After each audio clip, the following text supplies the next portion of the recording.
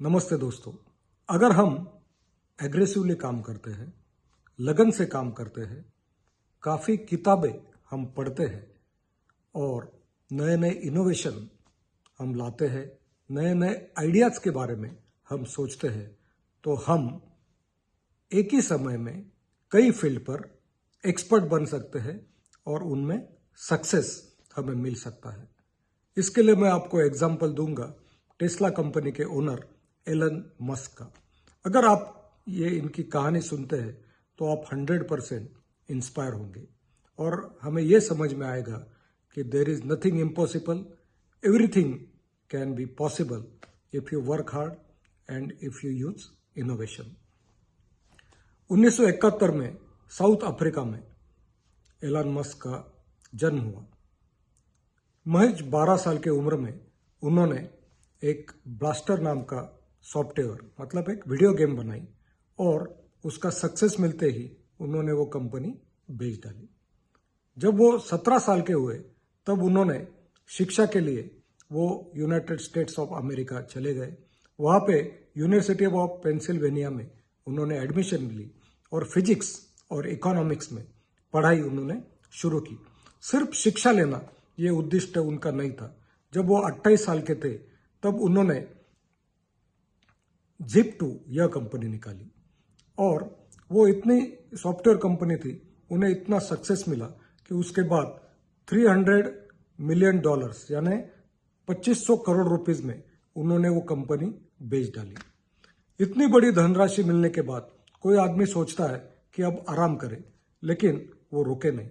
उन्होंने यह धनराशि का यूज X.com यह कंपनी के लिए किया। यह कंपनी निकालने के बाद उन्होंने उस पर बहुत काम किया और इसका परिवर्तन आगे जाके पेपाल इस कंपनी में हुआ, जिसे आप सब जानते हैं कि ऑनलाइन पेमेंट करने में पेपाल कंपनी ने क्रांति लाई। उसके बाद ऑनलाइन पेमेंट करने वाली कई कंपनियां निकली, लेकिन पहली कंपनी थी एलन मस्क ने निकाली हुई पेपाल कंपनी। इसके बाद वो रुके नहीं, उन्होंने स्पेसएक्स नाम की कंपनी निकाली। उस समय जब सैटेलाइट का लॉन्चिंग ये रॉकेट के सहायता से अभी भी करते हैं, तब भी करते थे, लेकिन उस समय सैटेलाइट स्पेस में लॉन्च होने के बाद उस रॉकेट का रीयूज नहीं हो सकता था। उसके बाद वो अंतरिक्ष में जलाया जाता था और उसके टुकड़े समुद्र में गिराए जाते थे। लेकिन इनके दिमाग में एक नया आइडिया आया जो कि इम्पॉसिबल लगता था। उनके दिमाग में ये आइडिया आई कि अगर हम ये रॉकेट रीयूज करते हैं तो इसमें हमारे कई पैसे बच जाएंगे। लेकिन ये इम्पॉसिबल था, लेकिन उन्होंने कई किताबें पढ़ी, नॉलेज उन्होंने लोगों के पास से लिया और फाइनली कई एक्सपेरिमेंट किए। बहुत बार उनको फेल्योर हुआ, लेकिन फाइनली फाल्कन नाम का एक रॉकेट उन्होंने जो बनाया था, जिसने सैटेलाइट अंतरिक्ष में लॉन्च किया और वो वापस सुरक्षितता से पृथ्वी पर लैंड हुआ और उसका रीयूज हुआ। ये ऐतिहासिक सक्सेस उन्हें मिला और उसके कारण उनकी रॉकेट टेक्नोलॉजी, ये रॉकेट्स उन्होंने कई देशों को बेचे। इसके बाद उन्होंने एक नया संकल्प किया कि बैटरी ऑपरेटेड कार ये अब निकालना चाहिए, क्योंकि पेट्रोलियम, डीजल, इससे पोल्यूशन होता है।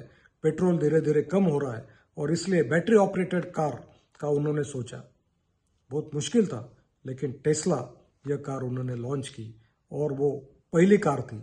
और इसके लिए बैटरी चार्जिंग का नेटवर्क भी उन्होंने अमेरिका में पूरा शुरू किया और उन्होंने ये कार ऑनलाइन भी बेचे और खुद के डिस्ट्रीब्यूशन सेंटर, शोरूम उन्होंने बनाए।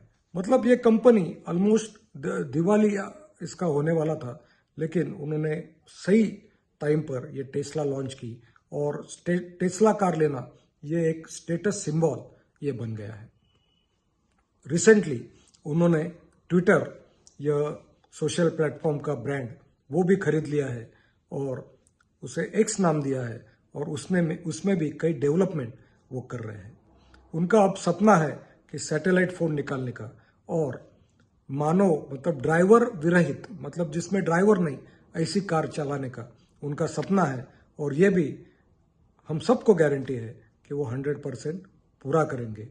इसका मतलब ये है कि अगर हम बहुत नॉलेज जमा करते हैं, यानी कई किताबें पढ़ते हैं, कई बातें लोगों से सुनते हैं, अगर हम एग्रेसिवली काम करते हैं, लगन से काम करते हैं, हमारा नेचर थोड़ा अगर डैशिंग है, इनोवेटिव है, तो हमें 100% सक्सेस मिल सकता है। और उसका एग्जाम्पल है एलन मस्क।